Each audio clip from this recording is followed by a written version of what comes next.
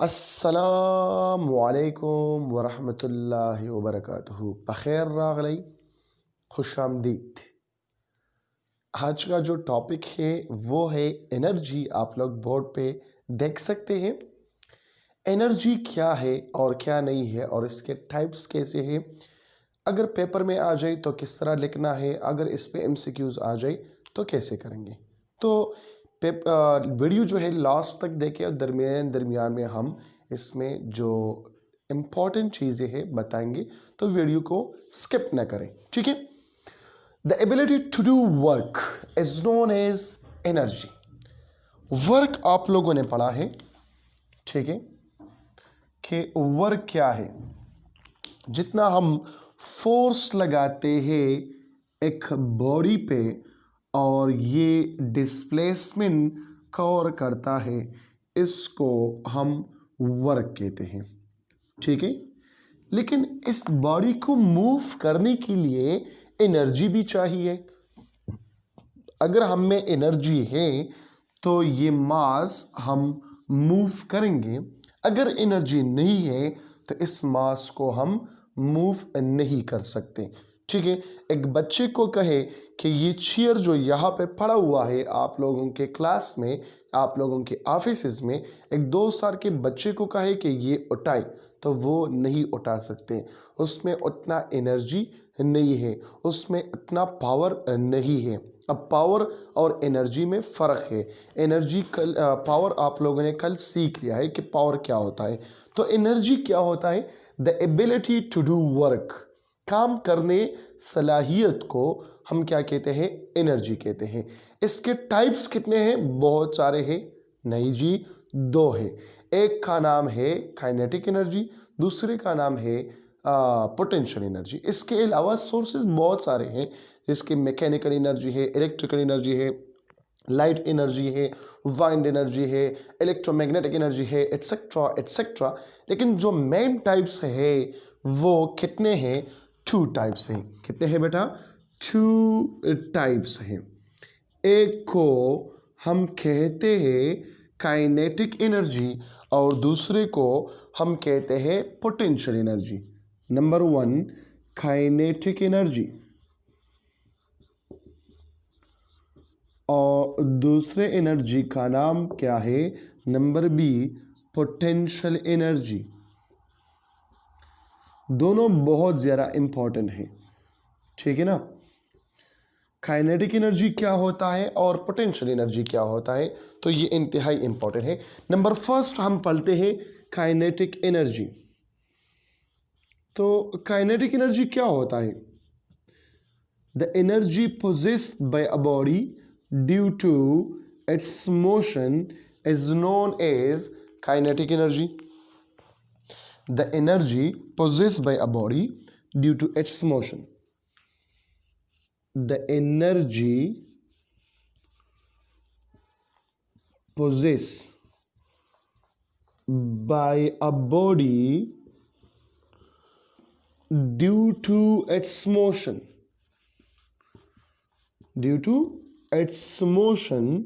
is called kinetic energy. मतलब जैसे जैसे मैं जा रहा हूँ, बॉडी जा रहे हैं, तो इसके साथ इसका एनर्जी भी जा रही है, ठीक है। इसमें जो एनर्जी होता है वो कौन सा है? काइनेटिक एनर्जी होता है। क्या होता है? काइनेटिक एनर्जी होता है। और काइनेटिक एनर्जी का मैथमेटिकली फॉर्म क्या है?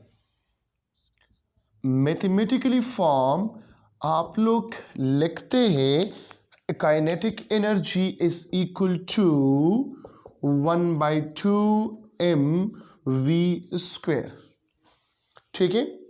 नेचर में हम इसका लिखते हैं कि काइनेटिक एनर्जी हमारे पास क्या है? ये एक स्केलर क्वांटिटी है। काइनेटिक एनर्जी क्या है? It is a scalar quantity. अगर आप लोगों से कोई पूछे कि स्केलर क्वांटिटी क्यों है, हम कहते हैं यहाँ पे डॉट प्रोडक्ट आया है।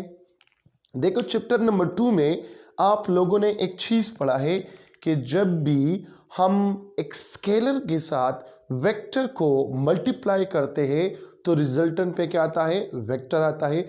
लेकिन यहाँ पे स्केलर के साथ हमने वेक्टर मल्टीप्लाई किया है, फिर भी क्या आया है, ये स्केलर क्वांटिटी आया है।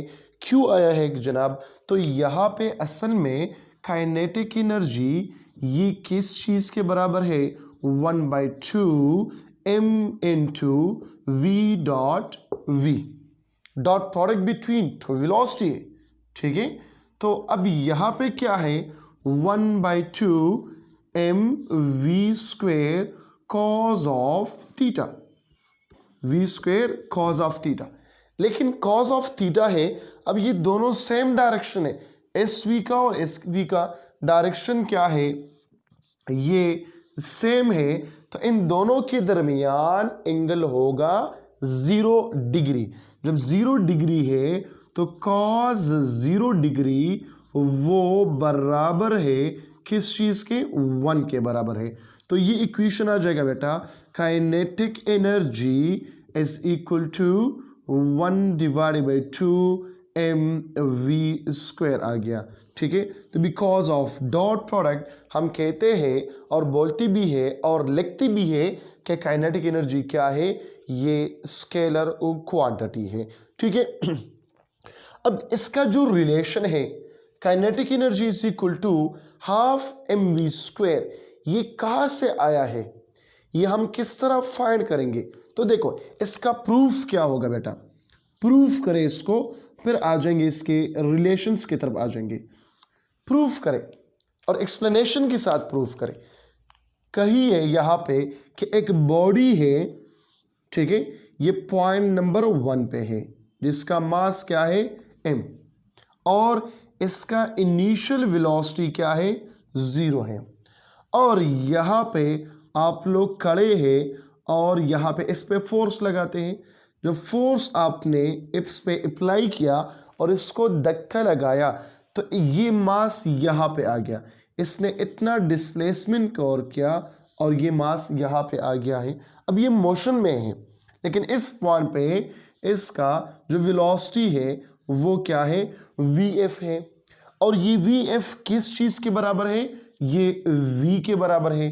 क्यों v के बराबर है, क्योंकि ये बॉडी मोशन में है। अब किस चीज में है, मोशन में है। यहां पे तो vi 0 है, समझ आ रही बात की। तो मैंने फोर्स भी अप्लाई किया, डिस्प्लेसमेंट भी कवर हो गया और ये बॉडी मोशन में है। अब इस दौरान ये क्या है, मोशन में है। जब मोशन में है तो मेरे फोर्स से इसने डिस्प्लेसमेंट कवर किया, तो मतलब वर्क डन हो गया। ये वर्क डन किस चीज के बराबर है, F into S के बराबर है, F डॉट S। लेकिन ये दोनों सेम सिम्मत में जा रहे हैं, सेम डायरेक्शन में जा रहे हैं, तो इन दोनों के दरमियान एंगल कितना होगा, 0 डिग्री, और cos 0 बराबर है 1 के। तो मैं लगाता हूं कि ये वर्क डन किस चीज के बराबर है, F एंड S के बराबर हो गया। लेकिन ये F किस चीज के बराबर है, ये फोर्स किस चीज के बराबर है, according to Newton second law, F is equal to mn/a, linear acceleration है। ये क्या है, लीनियर एक्सेलरेशन है, ग्रेविटेशनल एक्सेलरेशन नहीं है, लीनियर एक्सेलरेशन है, वन डायमेंशनल एक्सेलरेशन है। ये वेलोसिटी में चेंजेस आते हैं, जब वेलोसिटी में चेंजेस आ गया तो एक्सेलरेशन प्रोड्यूस हो गया, जिसका नाम क्या है, ये है कौन सा एक्सेलरेशन, लीनियर एक्सेलरेशन हो गया। तो इफ का तो किस्सा खत्म हो गया। इसको मैं नाम देता हूं इक्वेशन नंबर आई, इसको मैं नाम देता हूं इक्वेशन नंबर ए। अब यहां पे इसका प्रॉब्लम है कि ये डिस्प्लेसमेंट इसने कितना कवर किया, यहां से लेकर यहां तक ये डिस्प्लेसमेंट कितना होगा, तो वो यहां पे मालूम करें, ठीक है। कि is from third equation of motion, from third equation of motion, third equation of motion में आप लोगों ने क्या पढ़ा है, आप लोगों ने पढ़ा है 2as is equal to vf² minus vi²।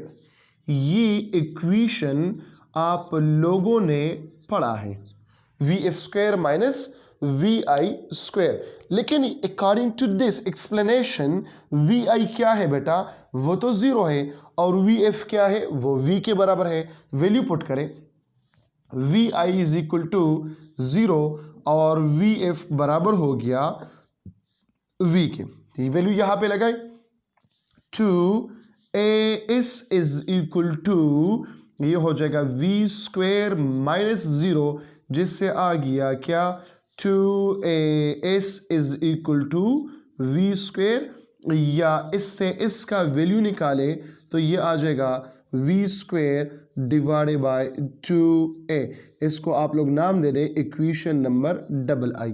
तो देखो इक्वेशन नंबर आई और इक्वेशन नंबर डबल आई, ये दोनों पुट करें किस इक्वेशन में, इक्वेशन नंबर ए में, तो ये आपके पास आ जाएगा क्या, एनर्जी आ जाएगा। कौन सा एनर्जी, काइनेटिक एनर्जी आ जाएगा। कौन सा एनर्जी आ जाएगा, काइनेटिक एनर्जी आ जाएगा। तो लेके यहां पे आपने लिख दिया कि put equation number I and equation double I and equation, कौन सी इक्वेशन में, इक्वेशन नंबर ए में। तो इक्वेशन नंबर ए आ जाएगा क्या, इक्वेशन ए इंप्लाइज डेट का, ये वाला इक्वेशन है, ये वाला W is equal to F और एस।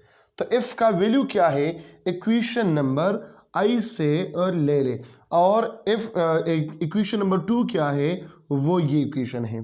तो ये दोनों वैल्यू यहां पे लगाए, इक्वेशन नंबर ए यहां पे पुट करें तो क्या आ जाएगा, एम ए आ जाएगा, मल्टीप्लाई बाय इसका वैल्यू क्या है, V square divided by 2a आ गया। तो ये a इसके साथ खत्म, क्या आ गया, 1 divided by 2 M V square. और ये वर्क डन हो गया in the form of what, energy, the ability to do work. जब भी एक बॉडी मोशन में होता है तो ये इन द फॉर्म ऑफ क्या होता है, ये एनर्जी इसके साथ ही होता है। तो हम कहते हैं कि ये जो वर्क डन हो गया वो इन द फॉर्म ऑफ एनर्जी हो गया।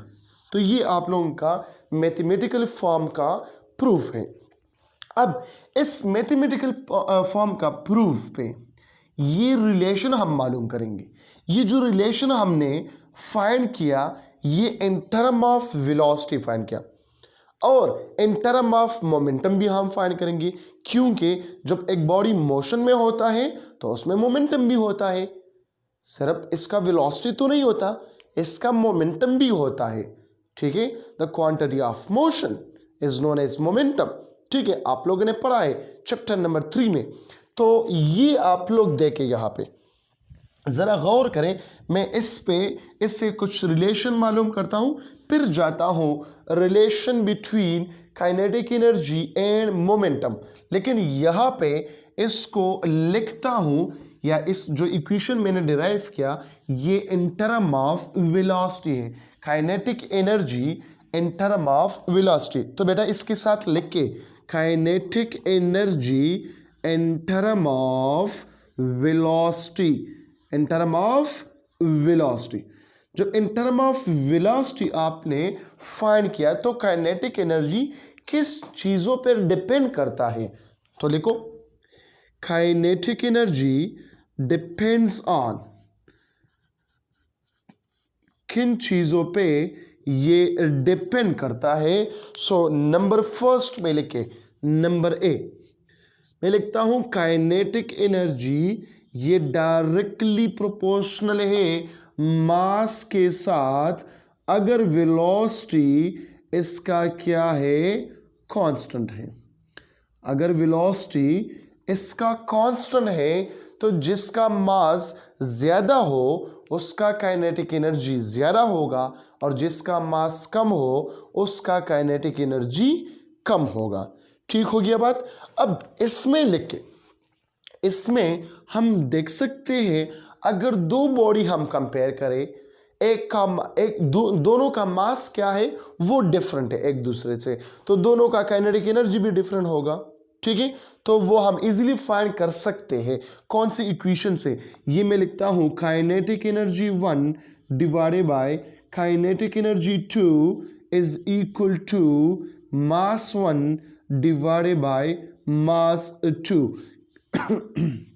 Sorry, kinetic energy 1 divided by kinetic energy 2, ये बराबर हो गया m1 डिवाइडेड बाय m2। और इस इक्वेशन से फर्दर इक्वेशन आप लोग बनाएं। फर्दर इक्वेशन आप लोग किस तरह बनाएंगे? तो देखिए इजी है। Kinetic energy number 1, kinetic energy 1 किस चीज के बराबर हो गया? m1 divided by m2 multiply by kinetic energy 2। तो यहां पे लगाए m1 divided by m2 multiply by kinetic energy 2। Kinetic energy 2 मालूम करना है, so kinetic energy 2 is equal to, ये आ जाएगा क्या? m2 divided by m1 multiply by kinetic energy 1। Number 3 पे आप लोग मालूम कर सकते हैं मास 1 का वैल्यू। तो मास 1 का वैल्यू क्या होगा? Kinetic energy 1 divided by kinetic energy 2 multiply by mass 2। And number 4 आप मास 2 का वैल्यू मालूम करें तो kinetic energy 2 divided by kinetic energy 1 multiply by m1। ठीक है, तो ये मैंने इस एक इक्वेशन से निकाला।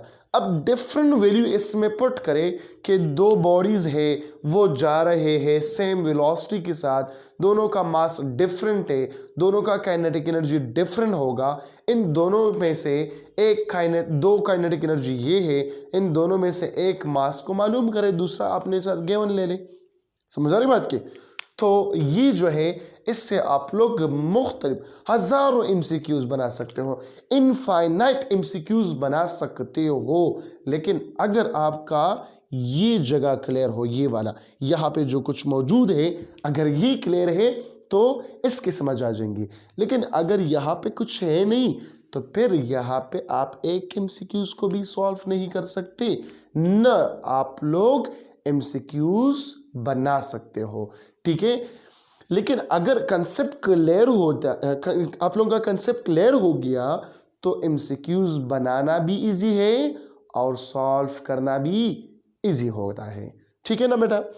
तो ये नंबर 1 रिलेशन हो गया। अब नंबर 2 रिलेशन की तरफ आ जाए, नंबर बी रिलेशन पे आ जाए। यहां पे देखें, अगर मैं लिखूं काइनेटिक एनर्जी डायरेक्टली प्रोपोर्शनल है किस चीज के साथ? वेलोसिटी स्क्वायर के साथ। किस चीज के साथ? वेलोसिटी स्क्वायर के साथ। क्या कांस्टेंट होगा? 2 तो ऑलरेडी कांस्टेंट है, लेकिन मास भी कांस्टेंट होगा। तो साइड में लिख के कि मास ऑफ अ बॉडी ये क्या होगा? कांस्टेंट होगा। जब ये कांस्टेंट है तो ये रिलेशन पॉसिबल है। अगर मास कांस्टेंट नहीं है तो फिर काइनेटिक एनर्जी दोनों बॉडी के वेरिएबल होगी। ठीक है ना? बात भी हम कहते हैं कि सेम भी हो सकता है।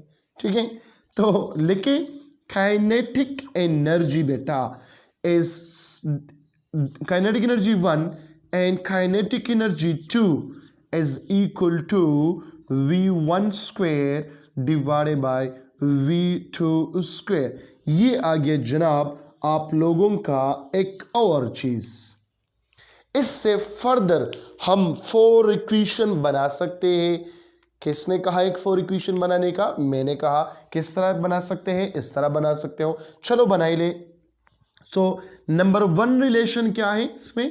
Kinetic energy 1 is equal to v1 square divided by v2 square multiply by kinetic energy 2। Number 2 इससे बनाना है क्या? Kinetic energy 2 is equal to v2 square divided by v1 square multiply by kinetic energy 1। Number 3 इससे find करें v1 square का formula क्या होगा? v1 square का इक्वेशन क्या होगा? Kinetic energy 1 divided by kinetic energy 2 multiply by v2 square. और similarly v2 square का वैल्यू क्या होगा? Kinetic energy 2 divided by kinetic energy 1 multiply by v1 square. तो ये रिलेशन हो गया जस्ट एक। कौन सा? किसके बारे में? तो kinetic energy in term of velocity के बारे में। ठीक है, समझ आई बात की। तो kinetic energy in term of velocity क्या है, हाफ एम वी स्क्वायर है। लेकिन अब इसी काइनेटिक एनर्जी को हम पढ़ते हैं किस चीज के लिहाज से, इन टर्म ऑफ मोमेंटम। तो इन टर्म ऑफ मोमेंटम इसका वैल्यू क्या होगा, इसका एक्सप्रेशन क्या होगा, और इससे डिफरेंट इक्वेशन किस तरह निकालेंगे आप लोग। तो चले लिखते हैं, यहां पे लिखो काइनेटिक एनर्जी, चलो ये रेट से लिखता हूं, kinetic energy in term of momentum. क्योंकि जब भी एक बॉडी मोशन में हो तो इसका मोमेंटम भी होगा, इसका मोमेंटम तो जरूर होगा। जब मोमेंटम जरूर होता है तो यहां पे हम लिखते हैं, क्या लिखते हैं कि as we know it kinetic energy